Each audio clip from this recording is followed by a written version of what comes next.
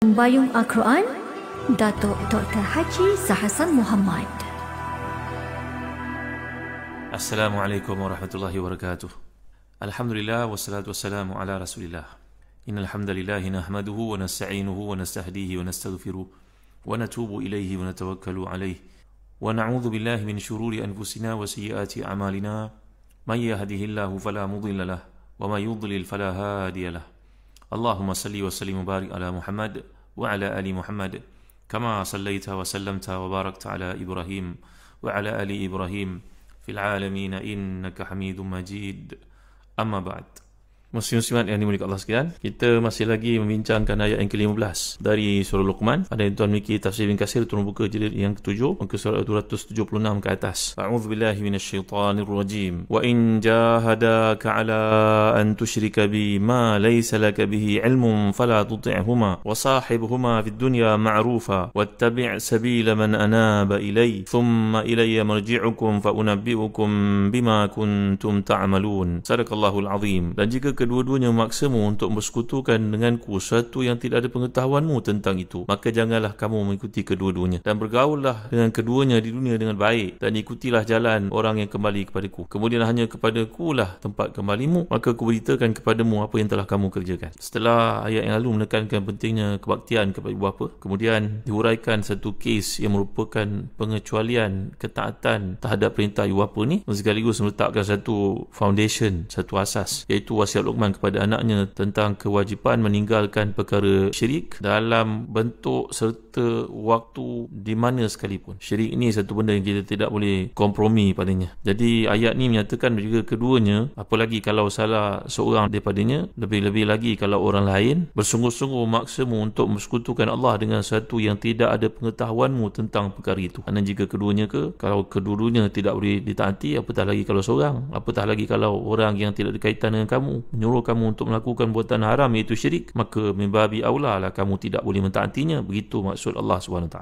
Jadi di sini, jika mereka bersungguh-sungguh maksamu untuk mempersekutukan aku dengan sesuatu yang tidak ada pengetahuanmu tentang hal itu, apalagi setelah aku dan Rasul-Rasul menjelaskan kebatilan mempersekutukan Allah, dan setelah kamu mengetahui bila menggunakan nalurimu, maka janganlah engkau mematuhi keduanya. Namun demikian, janganlah putuskan hubungan dengannya atau tidak menghormatinya, tapi tetaplah berbakti kepada mereka selama tidak bertentangan dengan ajaran agamamu. Bergaullah dengan keduanya di dunia, iaitu selama mana mereka hidup dalam urusan keduniaan, bukan perkara akidah, dengan cara pergaulan yang baik. Tapi jangan sampai perkara itu mengorbankan prinsip agamamu. Jadi kalau kamu nak berjaya dalam konteks kehidupan dunia ni, samping kamu membaca Al-Quran, kamu membaca sirah Nabi-mu, perhatikan pula bagaimana cara orang yang sentiasa ingat kepadaku. Ini yang masih lagi dalam kaitan dengan perkara namanya hikmah. Walaqad ataina Luqman al-hikmah. Dan telah kita bincangkan dalam kuliah yang lalu bagaimana hikmah itu bermuarakan kepada akal, seperti disebut oleh Imam Ibn Jauzi dalam tafsirnya, bahawa ada 11 penjelasan berkenaan dengan hikmah ni. Satu daripadanya, kamu memerhatikan, kita observe, memantau, melihat, apa istilahnya, meneliti kehidupan orang saleh keliling kita, dan dapatlah kita mencedok, mengamalkan sedikit agar kehidupan kita tercorak dengan cara yang betul. Kerana wisdom ni, hikmah ni mungkin berada pada seorang pengurus, mungkin berada kepada seorang guru, mungkin ada pada seorang ketua, mungkin ada pada seorang bawahan. Jadi golongan ni seperti Imam Al-Ghazali jelaskan dalam Bidayatul Hidayah, kewajipan kita untuk mengambil menimba daripada mereka yang memiliki hikmah. Dan ketuanya seperti yang telah kita rujuk dalam tafsir Al-Baghawi pada kuliah yang lalu adalah sahabat-sahabat Nabi seperti Abu Bakar, Umar, Uthman, Ali, Khulafaur Rasyidun dan selain mereka. Jadi perkataan yang digunakan oleh Allah di sini, kalau kita lihat jahadaka, ini berasal dari perkataan juhud.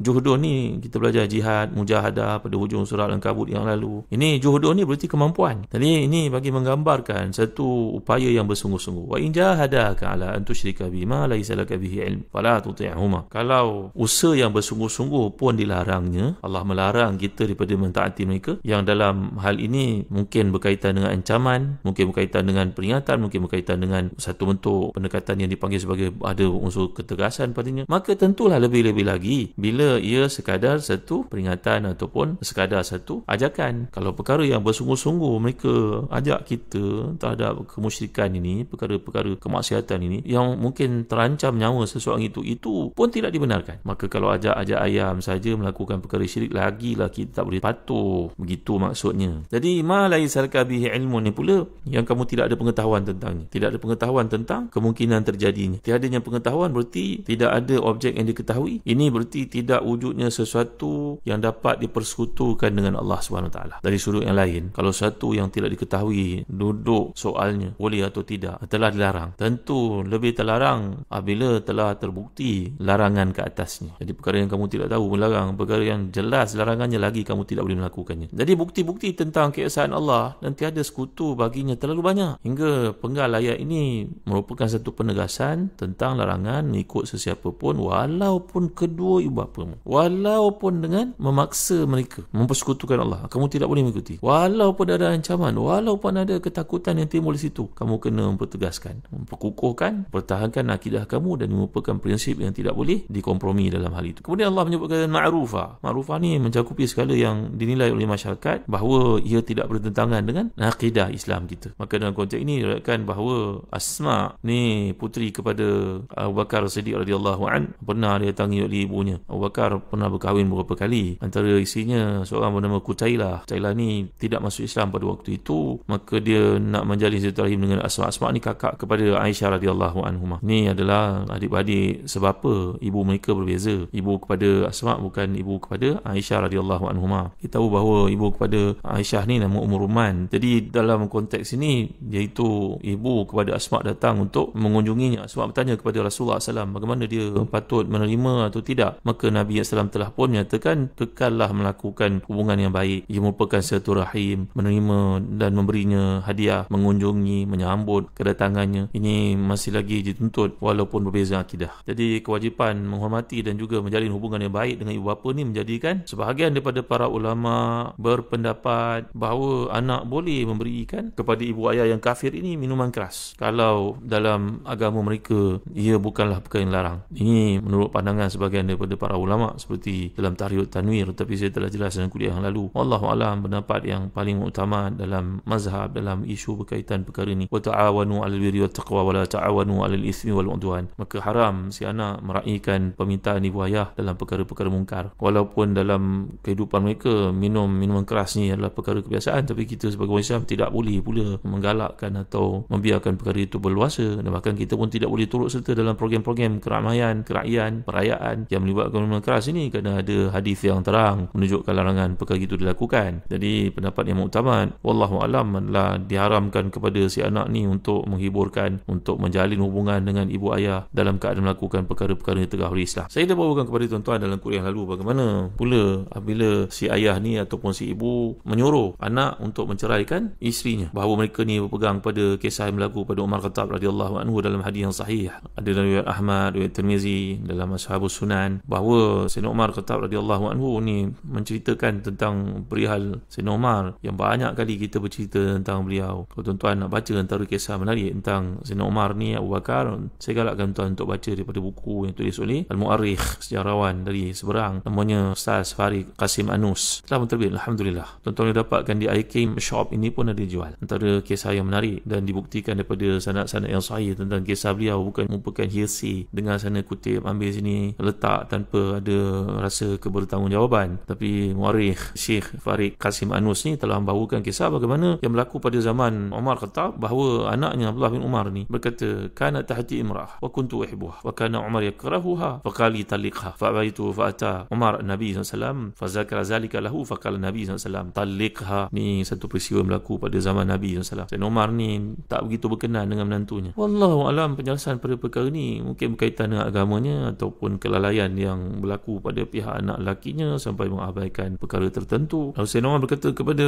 puteranya Abdullah, wahai Abdullah, ceraikan isteri. Maka akhirnya saya datang berjumpa dengan Rasulullah, bertanya, wahai Rasulullah, bapa saya tak suka pada isteri saya, tapi saya sangat mencintainya, wahai Rasulullah. Rasulullah kata, ikutlah bapamu, ceraikan isteri. Mungkin juga berlaku pada anak Abu Bakar Siddiq radhiyallahu anhu bernama Abdurrahman bin Abi Bakar. Juga pernah disuruh oleh Abu Bakar untuk menceraikan menantunya, bahawa Abdurrahman bin Abu Bakar ni mempunyai isteri yang cantik. Lalu dia terlalai, wallahu alam, daripada sembahyang berjemaah, bukan Jumaat ya, seperti yang ditarjihkan oleh ahli ziarah Syekh Ustaz Farid Qasim Anus dalam kata-katanya, bahawa ini bukannya sembahyang Jumaat seperti ini dikatakan oleh setengah orang tidak bertanggungjawab. Mustahil sahabat Nabi seperti mereka ni sampai terlalai sembahyang Jumaat kan isinya. Al-muhim, yang pentingnya Abu Bakar telah menyuruh Abdurrahman puteranya, ceraikan isimu wahai anakku, kerana dia menyebabkan kau lalai daripada Allah. Maka bila diceraikan isi itu, Abdurrahman hidup tidak keruan. Sumahama biha wa syaghala balahu bi firaqiha wa sara yanshurul asy'ar fi firaqiha faraqalahu abuhu fa amarahu bi muraja'atiha faraja'aha wallahu a'lam. Bahawa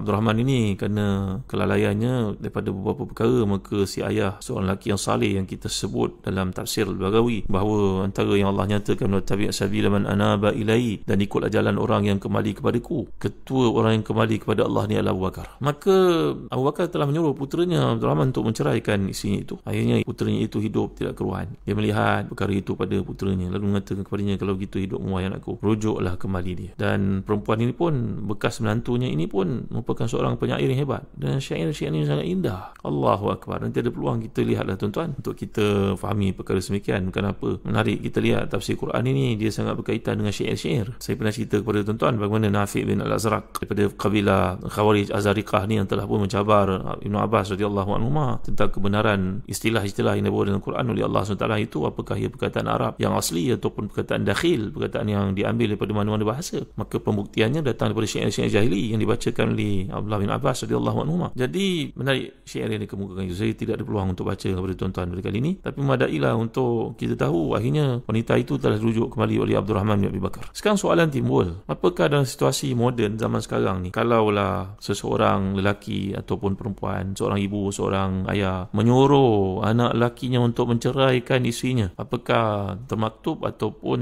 kita mengikut format hukum, iaitu fatwa yang berlaku dalam konteks Abu Bakar dengan Umar supaya si anak menceraikan isinya? Apakah begitu? Ini soalannya. Maka melihat kepada keadaan yang berlaku, berpandu kepada hadis-hadis ini, maka penjelasan para ulama macam guru kami almarhum Syekh Dr. Nuh Salman Al-Qudha dalam fatwanya, bahawa kalaulah si ibu, si ayah mempunyai makam macam Abu Bakar, macam Umar dari sudut agamanya, wajib bagi kamu mentaatinya. Tetapi yang berlaku keadaan sekarang, mustahil lah seorang lelaki, seorang perempuan memiliki waraknya, tawaduknya, imannya dan ikhlasnya dalam Islam, dalam pandangannya seperti mereka yang terdahulu. Usahakan para sahabat yang hebat-hebat macam Abu Bakar, macam Umar ini, golongan para ulama yang kita kenali keberagamaan mereka dan keterikatan mereka pada agama pun kita tak mampu nak mencontohi, nak menyamai mereka. Maka tidak bolehlah dalam fatwa sekarang semudah kita ikut fatwa zaman Abu Bakar dan Umar ketika mereka menyuruh anak-anak lelaki mereka menceraikan isteri masing-masing. Maka itu tidak mungkin boleh dilakukan. Sebaliknya, apabila berhadapan dengan situasi seperti itu, tanggungjawab si anak kena musahabah al-walidain bil ihsan, tetap juga kena buat baik kepada ibu bapa dengan cara ihsan, dan dalam sama kena jaga hak wanita itu, terutamanya bila mereka sudah berkahwin dan memiliki anak-anak. Kerana saya pernah bawa kepada tuan-tuan fatwa oleh Syekh Ali Jumaah berkaitan dengan bagaimana si ibu menyuruh anak lakinya menceraikan isterinya padahal mereka telah bersama. InsyaAllah perkara ini masih lagi perlu kita bincangkan, dan saya akan bawakan lebih lanjut dalam kuliah akan datang, memandangkan kepada suasana berlaku pada zaman sekarang. Manusia dengan mudah-mudah menghebahkan satu perkara yang asasnya pelaksanaan hukum bukan sebegitu mudah, dia perlu pada penjelasan. InsyaAllah kita akan bincang lebih lanjut dalam kuliah akan datang. Wallahu a'lam. Wa sallallahu ala sayyidina Muhammad wa ala alihi wa sahbihi wa baraka wa sallam. Walhamdulillahi rabbil alamin. Wa barakallahu fikum. Wassalamu alaikum warahmatullahi wabarakatuh.